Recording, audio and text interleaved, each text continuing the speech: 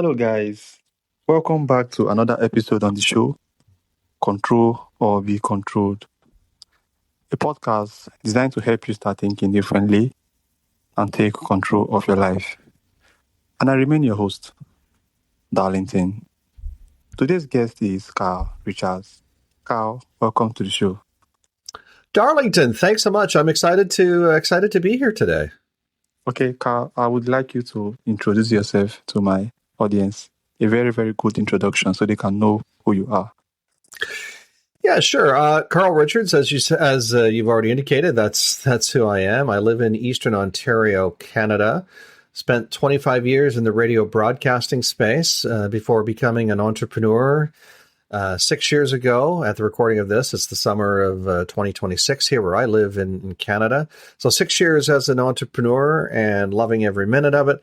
I'm married. I have a spouse. I have a 155-pound Great Dane. And where I live in Eastern Ontario is a town called Gananoque. It's the gateway to the Thousand Islands. It's a beautiful, beautiful part of the world. So I get to enjoy the summers, boating and camping and swimming and occasionally playing golf.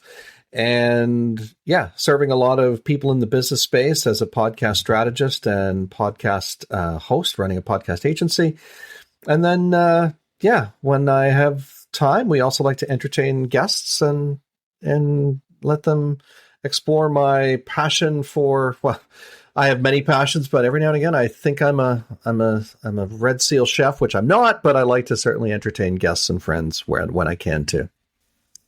All right, Carl, thank you so much. So I have some questions here for you, and I would like us to get into them. Sure, let's do it. Okay. So why would a business owner or expert want to start a podcast in today's crowded marketplace? Yeah, Darlington, that's a really good question. And we could flip the script and say, why would somebody want to write a book? There's enough books out there. Well, why would somebody want to, put their messaging onto the pages and put it out there? And I think a podcast is the same way. There comes a certain point in an entrepreneur's journey, whether you're a coach, a consultant, or a successful business owner, where you want to move to the next level. And for most people, that means hiring a coach or a consultant. And typically a coach or a consultant will say, well, if you want to level up, then that's when you should consider writing a book or going on a speaking tour or starting a podcast. Because what it's doing, Darlington, if I can say this, is it's really helping to elevate your brand, your business, and your credibility. And it's putting you in that category of one so people see you as the visible go-to expert. One of the challenges is that there's so many people wandering around and they're experts. They're really good at what they do, but nobody knows who they are because they don't have they don't have a podcast, or they're not even being guests on podcasts. They haven't taken the time to really put themselves out there.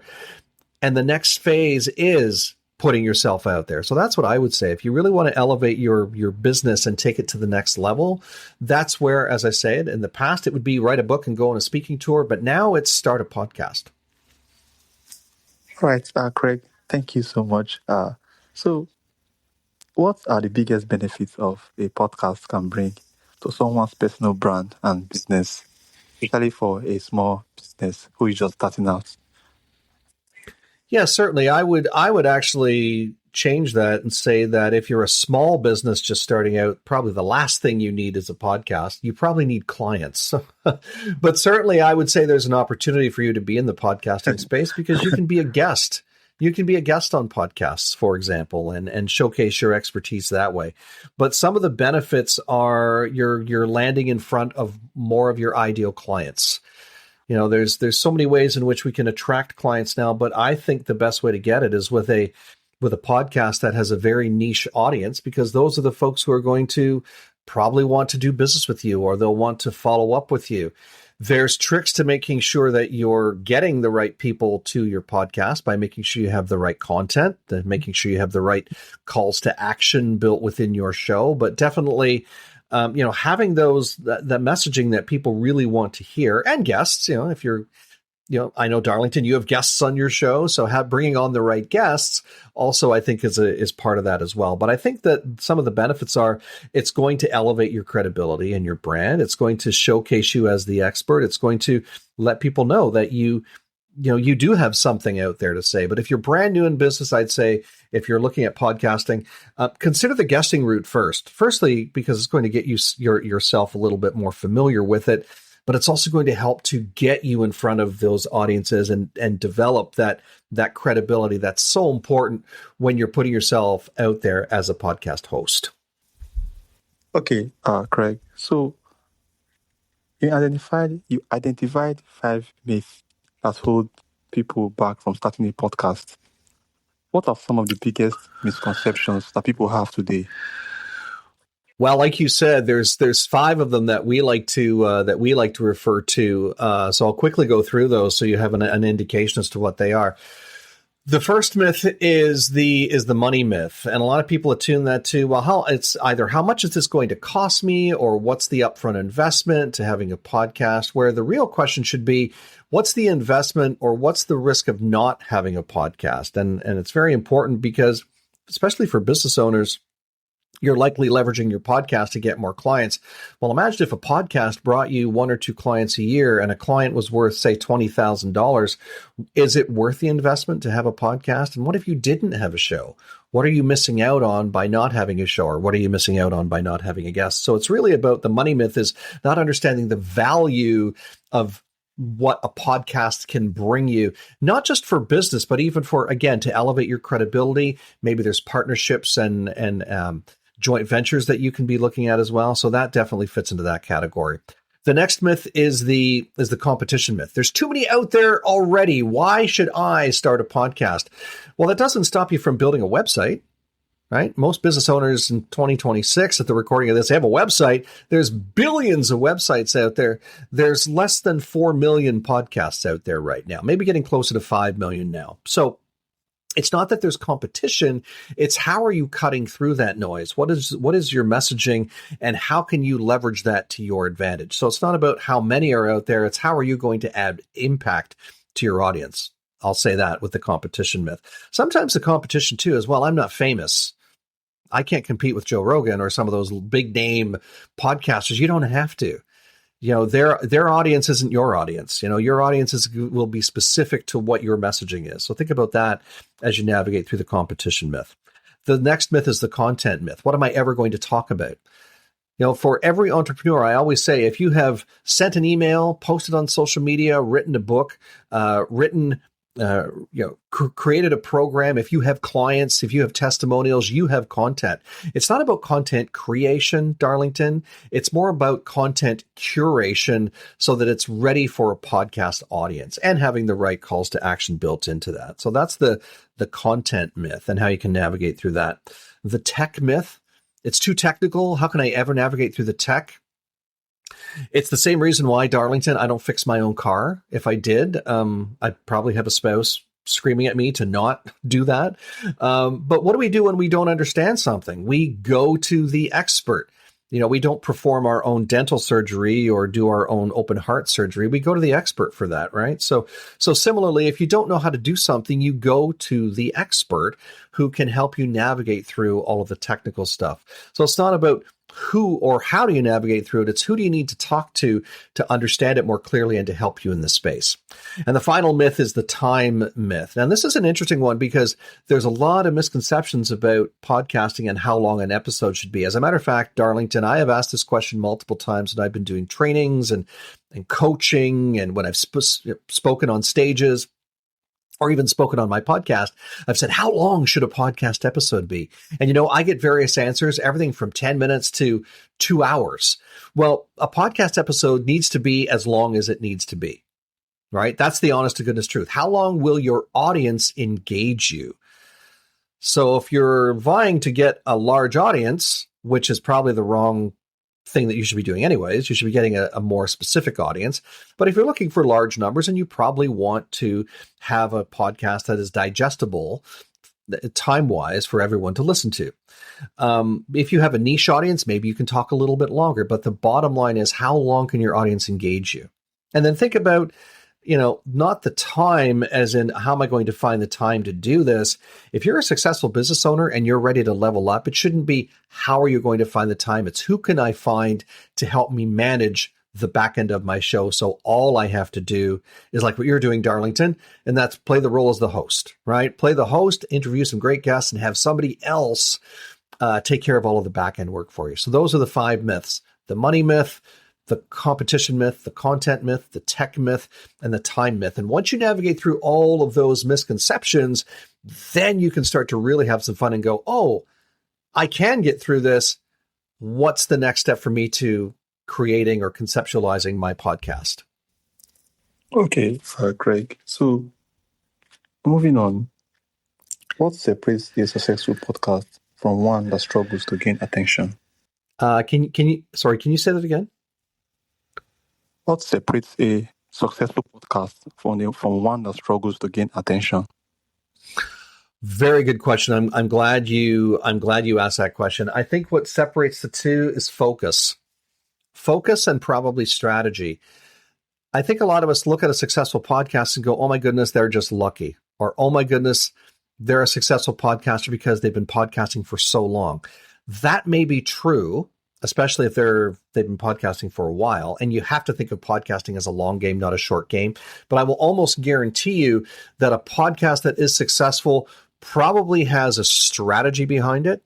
If you listen to the show, you probably feel like as an audience member, the host is speaking to you directly, and even the guest is probably speaking to you directly. And Darlington, I'm hoping that I'm having an impact on your listeners. And if you're hearing this today, the conversation Darlington and I are having, I encourage you to let Darlington know so he'll know exactly how this conversation has been. But I think the other thing too, Darlington, is the success of a show is, are you achieving the goals that you set out for that show? And every show is different. Every host is different. Some people, it's not for business. They want to, it's, maybe to promote their passion project, or maybe they have a love of sports and they want to be talking about sports, and maybe it's a hobby or an interest. But it's about, are you achieving the goals that you are setting out? And do you have a goal? Do you have a vision? Do you have a plan? Do you have a strategy to help you get there? And that's what I think separates a successful show from a show that struggles and doesn't last for too long. And I already indicated another thing too that I can't emphasize enough is that podcasting is a long game, not a short game. So don't think of, oh my goodness, I've got 10 episodes and nobody's listening. That's pretty common if you only have 10 episodes to not have a massive audience, and it's okay. Keep going. Keep going. Move towards 15 episodes, 20, 30, 40, 50, 100 episodes. Then that's when you start to see the magic happen. So don't get bogged down because most podcasts will fail within their first 10 episodes because people give up, because they don't have massive numbers or they don't feel like they're having the impact. But keep with it. Like anything else, you get better by doing. Can you imagine if I could parallel this into something else, Darlington? If a guy like Tiger Woods, one of the world's most famous and successful golfers, if he only hit a golf ball 10 times and then said, well, why am I not a successful golfer? It takes that much time and effort and skill and hitting 10,000 golf balls the right way to be good at it and to be successful. Same as your podcast. You don't necessarily have to have 10,000 episodes, but you need to do it more than 10 times, and you need to make some mistakes, and you need to learn the lessons and have some fun along the way for it to be successful. And as I said, have a plan and a strategy to help you get there. Okay, Carl, thank you so much. So, what is one mistake you see new podcasters make when launching their show? I think one mistake that I see, aside from some of the ones that we've already talked about today, is they're in a big hurry. They launch, they're ready to. Well, actually, no, they're not ready. They launch too quickly. They get all excited to host a podcast, and then they launch with one episode, and that's it. And then they wait a month, and then they host another podcast, and then maybe we don't hear then you don't hear from them for another few weeks, and then. So I think really the biggest mistake is again not going in with a plan or a strategy for your content publishing. You really need to figure out those first 10 episodes or those first even 20 episodes. what are they going to be about? What's the story that you want to be sharing with people in those first 10, 15, 20 episodes? And you don't have to publish those all at once, by the way, but it's about having that plan or having that storyline built in so you can then sit down, record your content, get the right guests in that you need to help you do that, and then assess it from there. But I would say launching too soon and not having a plan are two of the big things that I find a lot of podcast hosts are doing. Then it's not serving them if they're launching too quickly. That, and I think that we're in a time and place, Darlington, where quality matters. Recording on your iPhone might sound great if it's a hobby, but if you're doing this for business, do you show up with just an iPhone in a business meeting, or do you show up with an iPad and a clipboard and a binder and are you showing up with the right tools to do the job for business? So really looking and sounding professional, that becomes very important if you're doing a podcast for business and you want to be seen as a successful show. Okay, so Carl, as a podcaster like myself, how do I use podcasts to build relationships and create opportunities beyond just gaining listeners? Like right now, you're supposed to be my friend. I can make you my friend just by having this podcast. How can I do that? Darlington, we're friends. We'll just say that we're friends. We'll just do it right here, right now. We're friends. But I think that the biggest thing is to always be on the lookout for opportunities to go beyond the podcast. So is there a way that Carl Richards and Darlington can work together? And I don't know if there is. I have no idea. But I've had many people on my show, Communication, Connection, Community. And if I feel there's something afterwards, if I feel there's something that goes beyond just the conversation we've had on the show, I'll mention that before we hang up the call. And I'll say, hey, I really enjoyed our conversation. Can we have a follow-up call? I'd like to find more about what it is that you do, and if there's some synergy or if there's a way I can best support you. That's one of the easiest ways to do it, is to do that. But then also start following people on social media. Get into their ecosystem. If they have a book, buy their book. If they haven't sent you a copy already, buy their book. Start learning more about them. Those are where I think some of those opportunities come from, is when you take a genuine interest in what it is that they're doing outside of them just being a guest. That's where some of those great opportunities for, whether it's being a joint venture partner, whether it's building something together, maybe it's hosting an event together, maybe it's just, I don't know, having somebody as a speaker at an event of yours or being a speaker at one of their events. So it's looking for those opportunities to do something that goes beyond the show. And that just doesn't happen by magic, by the way. It happens by really being, you keeping your eyes open and really being intentional about and being aware that, there could be an opportunity here. And if there isn't, it's okay. But if there is, you never know where that relationship could take you for business or even how it can impact other people as well. All right, Carl, thank you so much. Just mentioned that we are both friends, and I really love that. So it means I can reach out to you if I have any issues I want to address, right? Oh, you sure can, for sure. Absolutely, you can reach out. Okay, so because I want to make the most out of podcasting. So I want you to tell me how I can make the most out of podcasting. How can I make the most out of podcasting? Yeah, I think practically, not just theory. Yeah, practically. I think, again, are you showing up every day, dedicated to serving your audience? I think that's one of the things that we forget, that, as a podcaster, we go through the motions. We host the show, we have some guests on, it's fun. And we sometimes forget that, there's an audience there. Are we doing it with the right intention? Are we doing it with their best interests in mind? Are the listeners giving us feedback? Are we soliciting feedback from our audience? I quite often will do that. And again, I know it might be challenging, especially if you host a solo show. In Darlington, obviously you don't, but there are some people who do. And they say, well, I don't know how to do that. You do it the same way. You say, hey, thanks for being my audience. I'm really glad you're here today. Ask with intention. I really appreciate your feedback. So if you have something you'd like to share, please do it. But I really think when you're showing up with intention, when you're showing up with the audience's best interest in mind, when you're showing up with quality content showing for them, when you're showing up with quality guests for them, when you're showing up thinking that, hey, I'm having impact.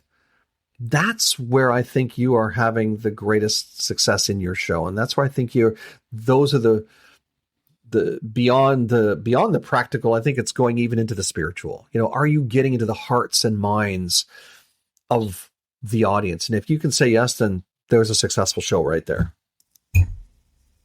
Great. Thank you so much, Carl. I really hope I can be able to make the most out of podcasting by using your advice. So I still have a couple more questions for you because I'm a podcaster, so I would want to just ask you so many questions. All right. So you often say that podcasting is a speaking opportunity. What does that mean, and why is that important? Oh, I love this question. I'm glad you brought it up, Darlington, because there are a lot of speakers around the world who sort of don't look at podcasting as speaking. They look at it as something different. And here's the thing that I share with people. You can make it a goal to speak in front of live audiences on stage, but I'll tell you something. It's a tough world out there. There's a lot of people who are vying for the same speaking gigs that you are. There's all the things you have to deal with if you do get the speaking gig, travel, missed flights, lumpy pillows, lost luggage, all of those things, meeting planners that maybe don't have everything together the way you want it. Imagine if you could just circumvent that by being a guest on podcasts, by speaking on other people's stages. And some people dismiss it, Darlington, because they go, well, I only speak on podcasts that have at least 10,000 or 50,000 listeners. And I quite often will flip the script, Darlington, and I'll say, do you only look for stages that provide you with an audience of 10,000 people or 50,000 people? And most speakers will say, well, no, of course not. Same thing with a podcast. I will say that, okay, well, what if your ideal audience, you could speak in front of them every single week? Doesn't matter the size of the audience. Let's say it's only 50 people or 100 people. Would you say no to that? And you know what? Most people say, well, absolutely not. I wouldn't say no to that. That's why I believe that podcasting should be treated as, especially if you're a business owner and you're looking to do more speaking, it should be treated as a speaking opportunity. Now, one of the pushbacks that sometimes we get from people is, well, yeah, but if I'm on a physical stage, I can sell stuff from the back of the room, or I can have conversations with actual people who have seen me speak. You can do that too from a podcast. You just have to make sure you position your content and your calls to action in such a way that people do come back into your ecosystem to have those conversations with you. And that's a lost opportunity for a lot of guests and a lot of people in the podcasting space who don't treat it as a stage, but it should be treated as a stage. Just like being on a radio program is a stage. It's a different kind of stage, but it's still an opportunity to talk to your ideal customer or your ideal client or your ideal audience member. Carl, thank you so much. Hey, all good. All right. So, Carl, if someone listening suspects that they or their someone listening right now is looking to start their own podcast journey, what is one thing you wish they would do? And looking back at your own journey, at your own podcast journey, what is one thing you wish you would have done differently? It's the same answer. Sort of, kind of. I think if it were me, I spent 25 years in radio broadcasting, so I thought I knew it all, and I realized I didn't. And I wish that I had asked an expert or asked somebody who already knew, somebody who already had a podcast, the best way to get things started and the best way to craft my content and the best way to do my publishing and my distribution. I wish I had done that. So that's my wish for, if you're listening to this and you're saying, I'd like to start a podcast, what do I do? Guess what? I'm the expert now. So I wish that you would reach out. Nobody calls anymore. Nobody picks up the phone and calls, but reach out. Go to my website. You can book some time with me to have a conversation. I'd love to find out what your goals are for podcasting. What are you interested in talking about? And how can I best support you? And maybe what are some of the stumbling blocks that are keeping you stuck from bringing that idea for your podcast to the surface? Love to have that conversation with people all the time, Darlington. And it's complimentary. It's not something I charge for. So definitely always looking to have those conversations. But I wish I had the the common sense to ask an expert, somebody who's already doing this, and that's what I'm sharing with your audience today. So if you're hearing this, don't hesitate to reach out and ask for help. Ask the questions that you need to ask to decide whether or not a podcast rather is the right thing for you. Okay, Carl, thank you so much. Thank you for sharing your insight and experience with us. For those who would like to connect with you, how can they do that? Yeah, certainly. It's very, very simple. You can go to podcastsolutionsmadesimple.com, podcastsolutionsmadesimple.com. That's the site you can go to find out more about what we're all about. And that's also the site where you can go to book some time with me to have a conversation if that's what you'd like to do. So podcastsolutionsmadesimple.com. It's the best way. And all my social handles are there as well. Okay, Carl, thank you so much. Podcasting has become more than just a way to share information. It's a powerful platform for building trust, creating relationships, and establishing authority in industries. So, to my listeners out there, make sure to check out Carl's. Check out his work. If you're an aspiring podcaster or you're already a podcaster like myself, please share this episode to someone out there who might want to start podcasting or is already a podcaster to help them improve and make the most out of podcasting. Carl, thank you so much. And I really appreciate you for taking out your time to share with us your knowledge and insights on podcasting. Darlington, thanks. It's been fun. Thanks for having me on your show. All right. And to my audience, I love you guys so much. You are the reason why we are able to do this. Take care, and I will see you guys again on the next episode. Thank you for listening. Bye, guys.